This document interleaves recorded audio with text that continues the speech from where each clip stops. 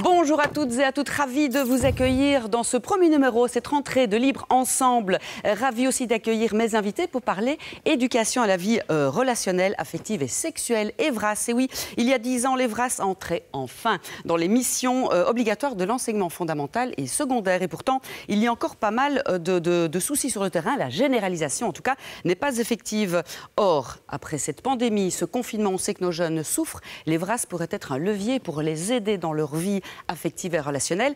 Voilà de quoi nous allons parler aujourd'hui avec mes invités que je suis ravie donc de recevoir. Bonjour Lola. Bonjour. Lola Clavreul, je le dis bien. Vous êtes directrice de la Fédération des centres pluralistes de planning familial. Bonjour Lola, merci d'être là. Merci. Nous avons également avec nous Coralie van der Linden. Bonjour Coralie. Bonjour. Vous êtes comédienne et vous faites partie de la compagnie 3637. Vous allez venir, enfin vous êtes là pour nous parler d'un spectacle que vous avez créé autour de l'EVRAS justement, de cette éducation à la vie relationnelle. Et puis Lionel Rubin. Bonjour Lionel. Bonjour. Vous êtes chargé de recherche, études et stratégies au Centre d'action laïque. On va peut-être commencer avec Lola. Vous allez nous parler d'une campagne. Une campagne à destination de qui? On va le savoir dans quelques minutes. On va regarder en quelques images ce troisième volet de cette campagne EVRAS. À tout de suite. Informez et sensibilisez vos enfants, de la maternelle au secondaire, sur le corps, les relations affectives, la sexualité, le consentement, au sein de l'école, sans tabou et avec bienveillance, en poursuivant un seul objectif, leur épanouissement. C'est une des missions de l'EVRAS, l'éducation à la vie relationnelle, affective et sexuelle. Plus d'infos sur evras.be. Un message des centres de planning familial et d'associations de parents avec le soutien de la Wallonie et de la COCOF. Voilà, on l'a dit en entrée de jeu, l'EVRAS, sa généralisation en tout cas n'est pas encore effective. Il y a encore de grands freins, les parents notamment, mais pas que. À qui s'adresse? Pourquoi avoir fait cette campagne alors, Lola? Eh bien, cette campagne, c'est la première campagne qui parle effectivement de la généralisation de l'EVRAS. Elle s'adresse au grand public et en particulier aux parents, parce qu'aujourd'hui, ce sont les parents en partie qu'il faut convaincre sur l'intérêt, donc l'intérêt de l'EVRAS, mais aussi sur en fait, ce qu'est l'EVRAS, quel est son contenu, qui sont les personnes qui viennent donner des animations à l'école et en fait, qu'est-ce qu'on va apprendre aux enfants dans le cadre de ces animations. On est d'accord que l'EVRAS, aujourd'hui, il est principalement véhiculé, donné au sein de l'école. Rarement ailleurs, hein, c'est ça? Oui, tout à fait, principalement dans les milieux scolaires, même si aujourd'hui, dans les moyens effectifs qu'on a aujourd'hui, on sait qu'on touche à peu près tout juste 20% des élèves. 20% aujourd'hui, c'est redescendu, j'imagine, après la pandémie. Pourquoi est-ce que les parents sont réticents? Qu'est-ce que vous, sur le terrain, vous remarquez? On a pas mal d'idées à déconstruire. Hein, bon, alors, à déconstruire et à construire, on doit expliquer aux parents, finalement, qu'est-ce qu'on va raconter et surtout leur faire comprendre qu'au fur et à mesure de l'âge de leurs enfants, en fait, on va proposer du contenu adapté qui va tenter de répondre aux questions que se posent les enfants. Et donc, on doit rassurer sur le fait qu'on ne va pas parler, par exemple, de sexualité active à des enfants en maternelle, mais plutôt qu'on va parler des émotions ou de sujets qui les concernent plus. Et puis, on va aller en suivant les intérêts des enfants et puis des adolescents, adolescentes. On est bien d'accord que c'est le S qui pose problème, évidemment. Ce n'est pas l'éducation à la vie relationnelle et affective. Ça passe. Mais le S fait encore problème. Oui. Et sur le terrain, est-ce que les écoles font ce qu'elles veulent? Alors oui, pour l'instant, les directions ont la liberté d'organiser l'EVRAS comme bon leur semble. C'est-à-dire que l'EVRAS est une mission, vous l'avez dit, est une mission obligatoire de l'école depuis 10 ans. Mais par contre, la façon dont l'EVRAS va être implémentée au sein des établissements est laissée à la liberté des directions. Donc les directions peuvent faire appel finalement aux acteurs, à des acteurs différents, à des associations, à des centres de planning. Mais donc la façon dont ça va être implémenté, la quantité d'animation qui va être donnée et les acteurs vont être définis par les directions. Oui, donc moi je peux demain décider que je donne un petit cours d'EVRAS à raison de X heures sur le trimestre et si je m'entends bien avec le directeur, je peux aller donner mon petit cours d'EVRAS. Pour l'instant, c'est possible. Maintenant, on travaille en plateforme EVRAS sur la question de la labellisation, c'est-à-dire qu'on va essayer de faire en sorte que les acteurs qui rentrent dans les écoles pour donner du contenu EVRAS soient labellisés, et ce, afin de garantir une certaine qualité de contenu, et puis pour éviter aussi qu'on puisse avoir des propos, par exemple, homophobes, anti-choix, etc., qui rentrent dans les écoles, comme c'est encore le cas aujourd'hui dans certains établissements.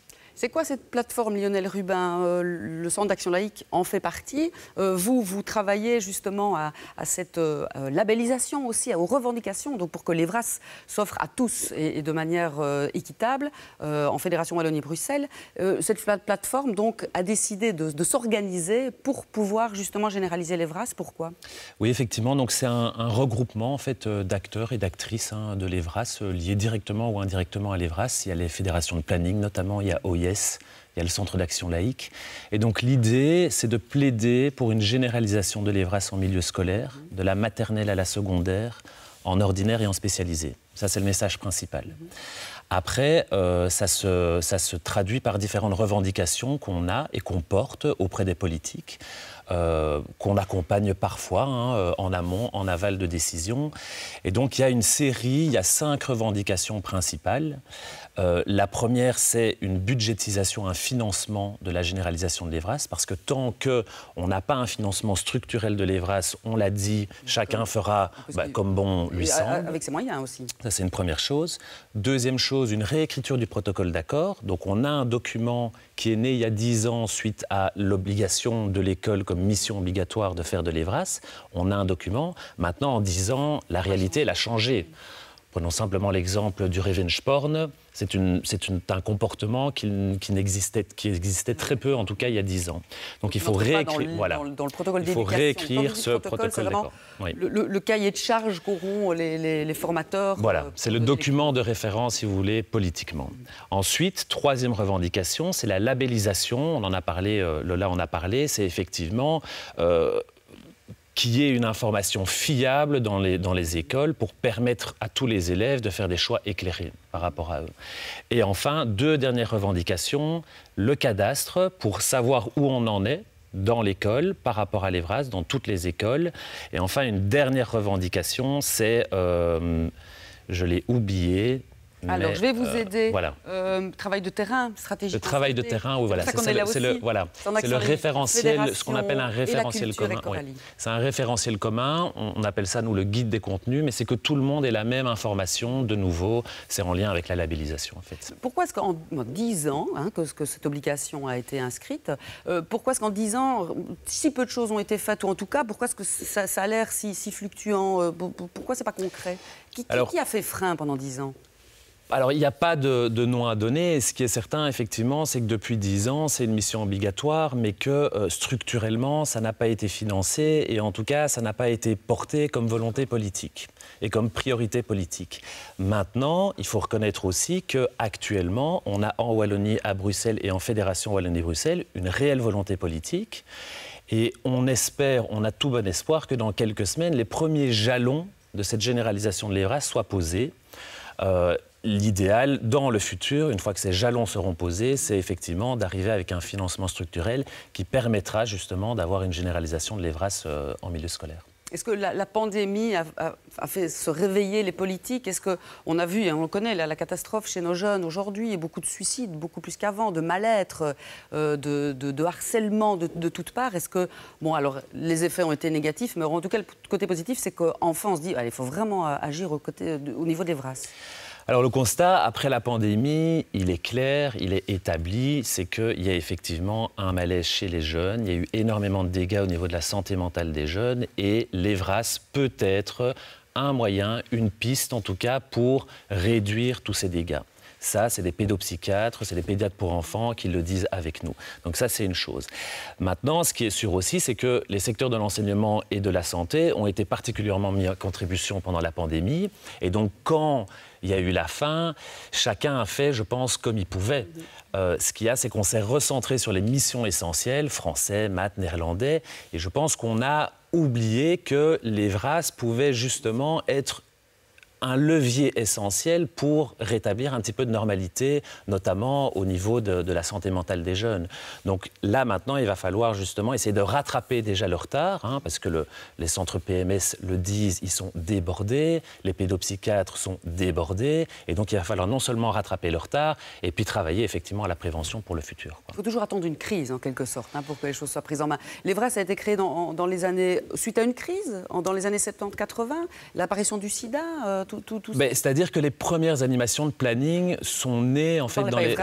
Voilà, c'est des animations de planning, c'était dans les années 70-80, qui correspondaient en fait à une explosion des grossesses et aussi à l'apparition du sida. Donc il y avait en fait une question sociale qui était traitée là en classe, et il y avait la levée du tabou de la sexualité dans l'école. C'est comme ça que c'est apparu. Donc en réalité, les animations Evras, elles sont présentes dans les écoles depuis des décennies. Elles ne sont pas structurelles et elles ne sont pas généralisées.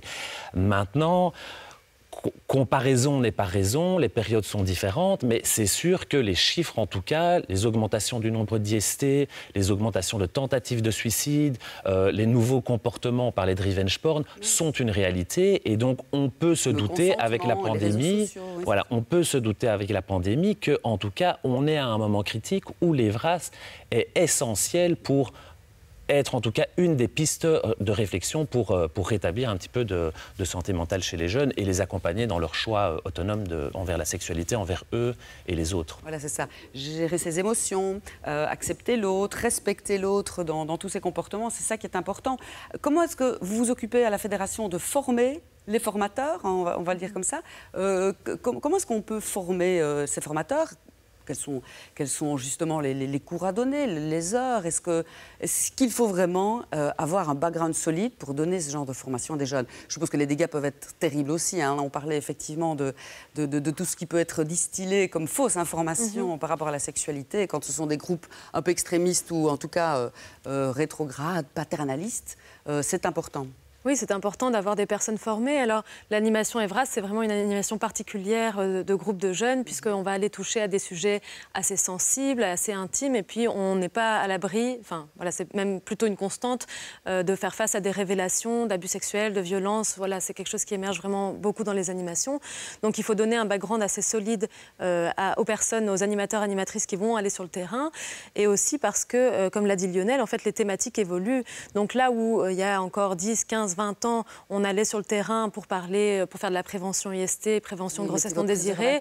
Aujourd'hui, c'est beaucoup plus large parce qu'effectivement, on va aborder des choses sur le consentement, sur les émotions, sur le désir, sur les identités de genre, sur les orientations sexuelles. En fait, c'est un panel très très large et donc ça demande même une formation continuée, pas seulement une formation de base. Maintenant, qu'est-ce qui existe comme formation? Malheureusement, il y en a très peu. Là aussi, il y a un véritable enjeu de financement. Mais donc, pour l'instant, il y a la Fédération pluraliste qui donne quelques formations et la Fédération laïque qui propose aussi des formations d'Evras 6 jours, si je ne dis pas de bêtises. Mais donc, la demande est forte et on est en manque de financement pour pouvoir proposer davantage de formations. Qu'est-ce qui est proposé dans les écoles comme cursus? J'imagine que c'est très important de pouvoir commencer très tôt, dans le respect du petit copain, de la petite copine, et puis de poursuivre avec toutes les questions qui évoluent en même temps que l'enfant évolue. Donc, ne pas donner une année ou deux et puis oublier l'Evras tout au long de la scolarité. Donc, ça doit être du boulot de mettre tout ça en place dès l'école primaire, je dirais. Oui, tout à fait. Donc, nous, on revendique vraiment le fait d'instituer l'Evras dès la maternelle et jusqu'à la fin de l'école secondaire. Donc, je pense que Lionel parlera tout à l'heure du référentiel qui a été créé par les stratégies concertées. Mais ce qu'il faut savoir, c'est qu'aujourd'hui, rien n'est uniformisé, si vous voulez. Donc, tout est très disparate d'une école à l'autre. Certaines écoles organisent seulement des sessions d'Evras, des animations Evras en secondaire pour les 2e et 4e. D'autres vont se concentrer sur les maternelles. Donc, en fait, rien n'est harmonisé. Donc, tout reste à construire. On peut faire une animation d'1 heure, comme on peut faire une animation de 3 heures. Mais oui, alors c'est plutôt, en général, c'est des animations de 2 heures. Mais alors, évidemment, qu'en maternelle, ça ne fonctionne pas comme ça, parce que le temps de concentration des enfants est beaucoup plus réduit. Donc voilà, là, on a vraiment un travail à faire pour harmoniser, pour proposer finalement une Evras qui soit égalitaire. Voilà, je crois qu'on peut le dire comme ça. Est-ce que les directions sont demandeuses? Je pense que les écoles aussi se retrouvent devant des cas, notamment de harcèlement ou comme Lionel évoquait le revenge porn, avec des questions qu'il est difficile de traiter. Est-ce que la demande est importante du côté du corps enseignant? Oui, la demande est très importante et d'ailleurs les plannings sont saturés de demandes, donc ne peuvent pas donner davantage. Maintenant, il y a des directions qui anticipent, je dirais, les problèmes et donc qui vont essayer de distiller vraiment l'Evras tout au long du cursus scolaire et donc de l'intégrer pleinement au projet pédagogique.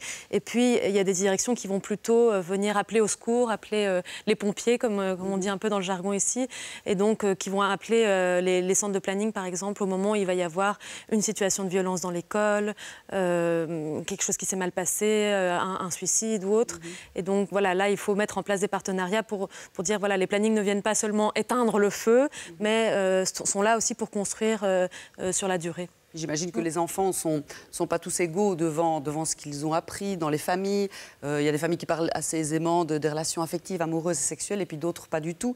Donc il faut pouvoir toucher chaque enfant, chaque jeune, j'imagine. Oui, tout à fait. C'est pour ça que je parle d'égalité des chances. Et c'est là où on s'inscrit, quand on fait du plaidoyer pour les VRAS scolaires, c'est pour rétablir un petit peu les différences qu'il peut y avoir au niveau familial et puis pour donner les mêmes chances à tous et toutes d'accéder à une vie sexuelle et affective et relationnelle épanouie. Et voilà. Un jeune, une jeune bien dans sa peau, c'est un citoyen de demain bien plus présent au sein de différents combats. On va parler de la culture aussi, parce qu'effectivement, on peut, avec les VRAS, toucher les écoles, mais la culture peut aider également à éduquer, on va le dire comme ça. On va regarder un teaser, hein, comme on l'appelle, d'un spectacle formidable sur les VRAS. On se retrouve juste après Coralie. Ce mercredi-là, Louise descend du bus. Sac au dos, elle pousse la porte de l'espadon, la piscine communale. Pourtant, aujourd'hui, à l'entraînement, le cœur n'y est pas tout à fait. C'est froid les douches. C'est froid quand elle regarde les autres. C'est froid dans sa tête. Mais à 13h54 précisément, la foudre lui tombe dessus. Il y a le feu! Un feu dans son estomac qui se tentacule jusqu'à ses lèvres, qui brûle ses veines, qui réchauffe toute son étendue. Canicule! D'un coup, elle se sent vivante. Le visage de Louise est cramoisi par l'incendie. Il n'y a rien qui doit réfléchir. Toutes nos peaux qui se veulent fort et quelque part nos bouches se rejoindre. Mon cœur se balade dans ma peau, la vie est énorme. La terre s'est mise à tourner dans l'autre sens.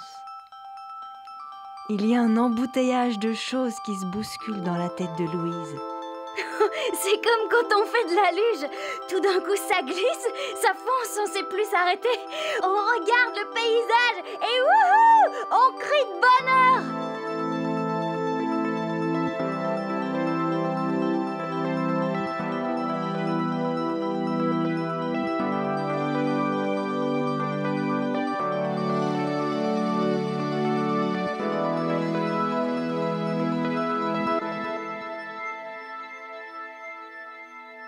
Ça, c'était pour vous donner envie d'aller voir C'est ta vie, un spectacle créé et joué par la compagnie 36-37, un spectacle d'ailleurs qui a été nominé meilleur spectacle 2021 pour le jeune public. On saura si vous avez le prix ou pas en octobre, hein, ouais. C'est ça. Coralie, je le dis bien, oui. Vous jouez, on vous voit là dans le teaser, ce spectacle. En quelques mots, le pitch, c'est quoi ? C'est l'histoire de Louise. Louise est donc notre héroïne qui a 12 ans et elle attend que ses seins poussent. Et ça va arriver, mais pas exactement comme elle avait espéré. Et puis, il y a 3 histoires. Elle va traverser 1 année et demie de son adolescence. Elle grandit, son corps change, ses désirs se développe. Il y a des moments où elle a envie d'être regardée, d'autres moments où elle n'a pas envie. Et donc tout ça en relation avec des gens qu'elle va rencontrer au fur et à mesure du temps qui passe. Donc il y a vraiment 3 grandes histoires. Une dans la salle de bain qui se passe avec son demi-frère, une à la plage avec plein d'amis et sa cousine, et puis une vraiment dans la piscine avec un coup de foudre qu'elle va vivre. Pour évoquer toutes ces thématiques et en même temps toutes ces émotions que nous avons tous ressenties à l'adolescence, et Dieu sait si c'est compliqué aussi de vivre tout ça, vous avez voulu créer ce spectacle en concertation, j'imagine, avec des professionnels. Mais d'où vous est venue l'idée? Pourquoi vous avez décidé de parler de ces sujets-là? Il y a plusieurs raisons. Il y a notamment une raison qui est très palpable. C'est un livre qu'on a lu qui s'appelle notamment C'est ta vie d'un auteur qu'on aime beaucoup qui s'appelle Thierry Lenain. Et c'est une encyclopédie qui parle d'amour, d'amitié et de sexualité aux enfants à partir de 9 ans. Et c'était un ouvrage qui nous a plu parce qu'il était engagé, mais aussi parce que le vocabulaire utilisé connectait directement les émotions et était tout à coup une nouvelle façon pour nous d'aborder les thèmes de la sexualité avec des enfants. On s'est vite rendu compte que c'était pas possible d'en faire un spectacle, donc on a cherché plein de façons de pouvoir raconter ce qu'on aimait dans le bouquin. On a gardé le titre notamment pour ça.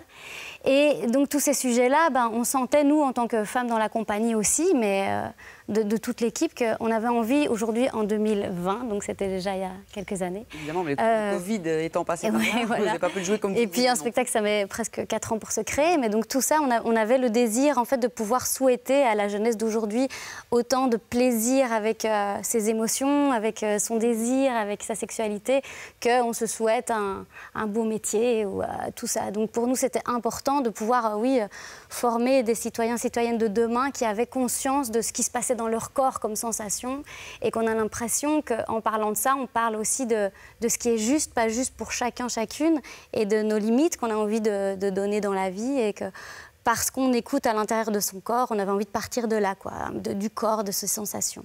Voilà. Vous avez écrit ce spectacle en concertation avec des professionnels, je le disais, notamment avec Lola. Comment s'est passé ces collaborations parce que c'est touchy aussi, on n'a pas envie de dire n'importe quoi, on ne peut pas parler que de ses émotions à soi. Comment ça se fait ? Il y a beaucoup d'étapes dans une création de spectacle. Il y a évidemment tout le moment où on se documente. Alors on regarde ce qui existe déjà. Et notamment, ça m'a fait beaucoup plaisir de vous entendre parce qu'on a vécu ça il y a 5 ans. Comment est-ce qu'on trouve les référents, Evras, les gens, on voulait faire des formations, c'était compliqué. C'était pas facile en fait, c'est quand même un peu un labyrinthe. C'est pour ça que Lionel, avec ses revendications... Je suis très heureuse d'entendre qu'il va y avoir des choses bien recentrées. Quand on tape Evras sur Internet, c'est pas si simple. Voilà. Donc on a dû vraiment trouver les bonnes personnes, et Lola en fait partie effectivement. Mais après, on s'est détaché de ça aussi en tant qu'artiste, parce qu'on a envie de créer notre propre sensibilité. Et donc on s'est connecté à l'enfant et à ce monde de l'enfance. Donc on fait beaucoup en travaillant de retour vers eux, vers elles. Et on s'inspire aussi de tout ce qui est ouvrage artistique, donc les livres, etc. Donc au fur et à mesure de notre création, on invite les enfants, mais aussi des responsables, des professionnels, des Evras, des PMS, des écoles, des institutrices, des parents. On invite tout ce monde à progresser avec nous et à nous ouvrir les yeux sur ce qu'on n'a pas spécialement vu. Et en même temps, on se raccroche aussi à notre sensibilité propre d'artiste, parce que ça, je crois que c'est important qu'on soit aussi bien autonome par rapport à ça. À qui s'adresse le spectacle ? Tout le monde, toutes les familles, mais à partir de quel âge ? Si des gens nous regardent, nous écoutent. On a décidé vraiment de le cibler à partir de 10 ans. Ça, c'est vraiment un choix qu'on a fait aussi en création. Donc, la vraie bonne pour nous, quand on va dans les écoles, on propose donc 5e, 6e primaire et 1, 2 humanité. Donc 10-14.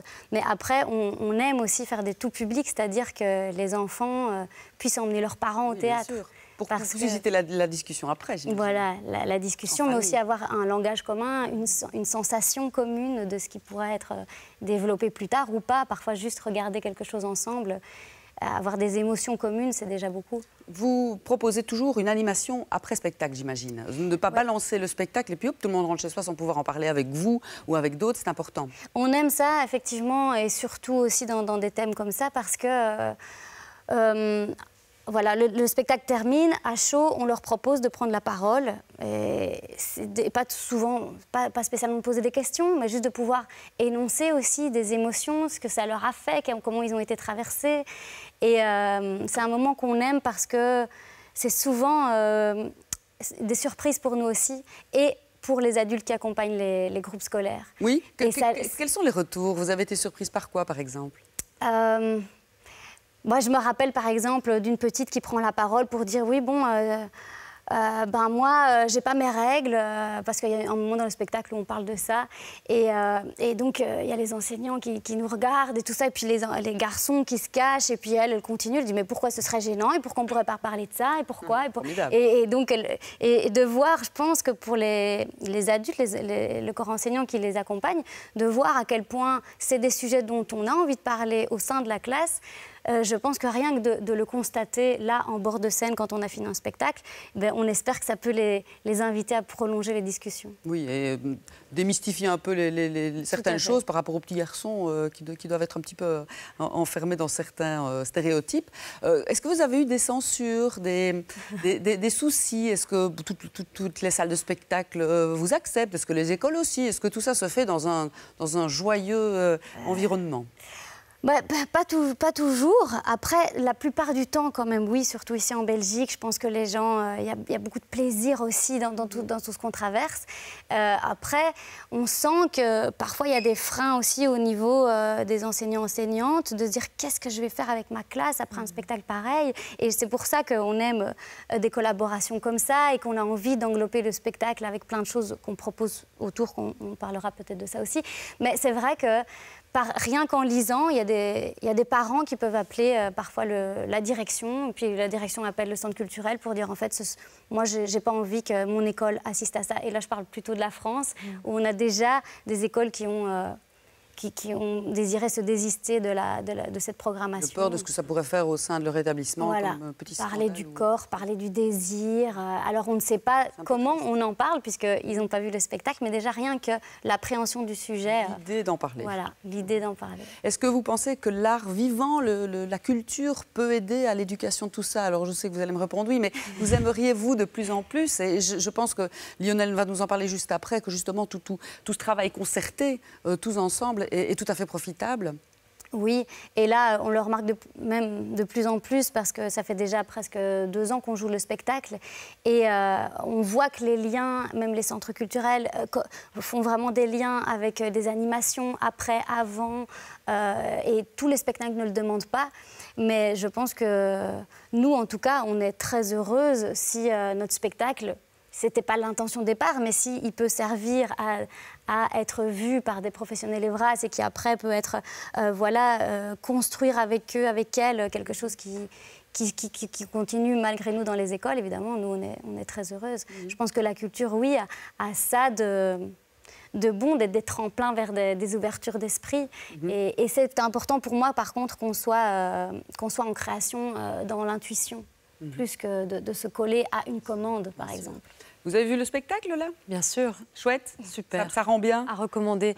C'est un spectacle très sensible, en fait, et qui sort, effectivement, je rebondis, qui sort un peu de, parfois, certaines productions qui peuvent être assez scolaires et qui veulent bien faire, délivrer du contenu. Et là, on rentre dans des sensations, des émotions. C'est très fort. Le voir avec ses enfants, ça doit être vraiment formidable. Ouais. Lionel, il nous reste une petite minute. Un référentiel est sorti, je pense, là, dernièrement.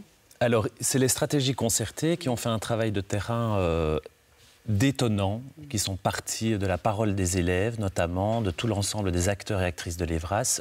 Il va sortir dans quelques semaines, il va être diffusé. Et donc c'est effectivement un guide des contenus qui va recenser toute une information complète et surtout fiable, puisqu'on a parlé tantôt qu'il y avait effectivement certains problèmes avec certains groupes et chacun peut faire pour l'instant ce qu'il veut. Là, l'idée, c'est d'avoir un discours commun, fiable et complet pour justement permettre à l'élève d'avoir toutes les informations en sa possession et faire lui-même les choix éclairés dans le respect de son corps, celui des autres. Un site internet pour le trouver? Sur evras.be, il sera disponible dans les jours et les semaines qui viennent. L'émission malheureusement touche à sa fin. Vite Coralie, site internet de la compagnie 3637.be. Compagnie 3637.be. Pour avoir toutes les dates. Vous tournez bientôt octobre, novembre, en Wallonie. On tourne une centaine de fois partout. Allez voir le spectacle, lisez le référentiel. Et puis faites confiance aux fédérations. Merci à vous trois d'avoir été là aujourd'hui. Merci à tous de nous avoir suivis. On se donne rendez-vous la semaine prochaine pour un autre rendez-vous de la laïcité. À très bientôt. Merci. Au revoir.